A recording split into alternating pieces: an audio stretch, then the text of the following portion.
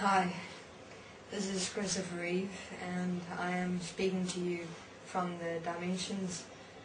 And of course, as many of the world know, I was the old Superman and was confined to a wheelchair for many years, and I passed over, God, I wouldn't say recently, but quite a while back, and I most definitely did not expect myself to experience myself in the dimensions after I died, and I indeed did.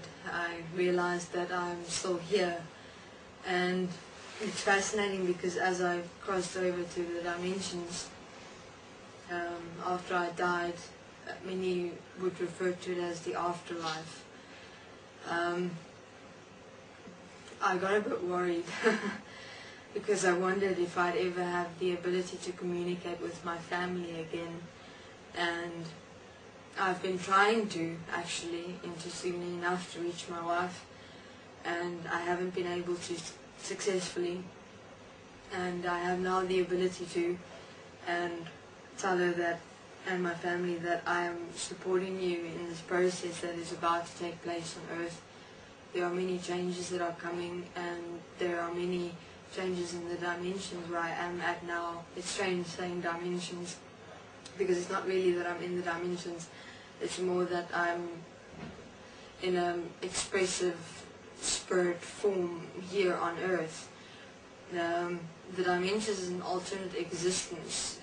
It's not the same as anyone would think it to be.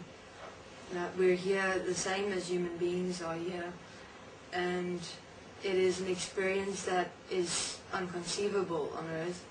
It's unimaginable, and it's an experience that no one would expect when you die, actually. I thought, when I die it would be the complete end, and it wasn't. Although, if I integrate into another human being in terms of supporting them in their process, I'm able to walk. And in the dimensions, it's more of a, if you want to call it the dimensions, it's more of a floating experience of yourself. I no longer had any discomfort, any pain, and I'm grateful that I'm here, that I'm still here, to give the world the message that you still exist when you die, and to beings that are still here on Earth, saying to you that all that you are now is not the entirety of who you really are. And that is something more, and it's going to be a tough process because we're basically preparing the way for the children to come. And according to my experience on Earth, it was quite unfortunate. I mean, I wanted to do so much good, and I wanted to maybe change human beings' lives in a way that I only possibly could understand at the time. But I realized I was doing it in the incorrect approach. That the way, in terms of placing foundations and raising funds to support certain human beings with certain experiences of themselves, to maybe adjust their lifestyle and to adjust the way they currently experience themselves because of disabilities, is not the way to go, actually. That in terms of my unfortunate experience, that I asked myself the question many times, why am I still here? Why am I confined to this wheelchair? I mean, what am I able to do here? I'm a live being in a broken body. Is this the way it's supposed to be? And it existed within me, that question, for many years. Christopher Reeves, the Superman, or may wonder which Christopher Reeves specifically this is, confined to a wheelchair for many years. And what is the purpose of that? I mean, even when I died and I got to realize that I'm still here, even though I've died on this physical earth plane, I asked myself, what was the purpose of that? Why does that happen? Why do people get such injuries in this world? And I mean, I'm not asking it from the perspective of why only does this happen this way. I'm asking from the perspective of, is that necessary? was it a lesson I had to learn?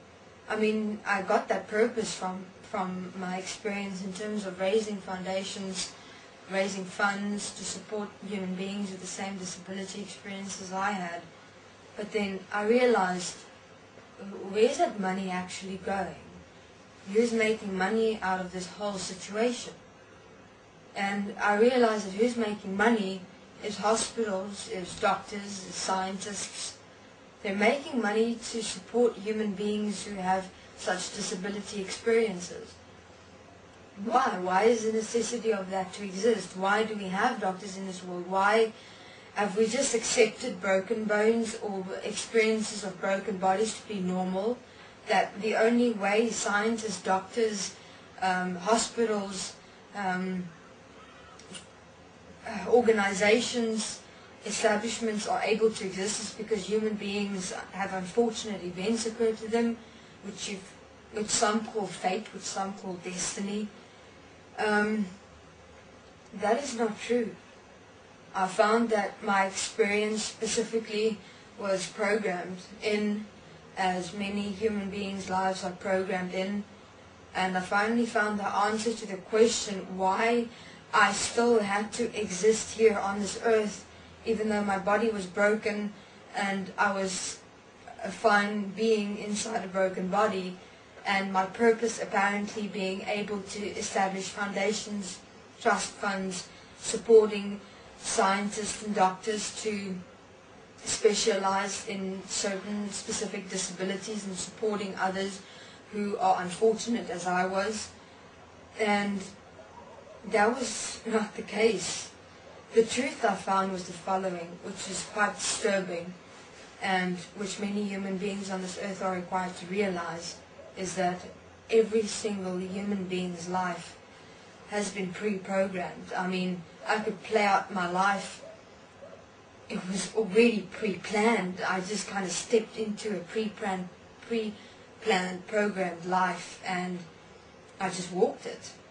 And that specifically the breakages, the disabilities, illnesses, diseases, etc.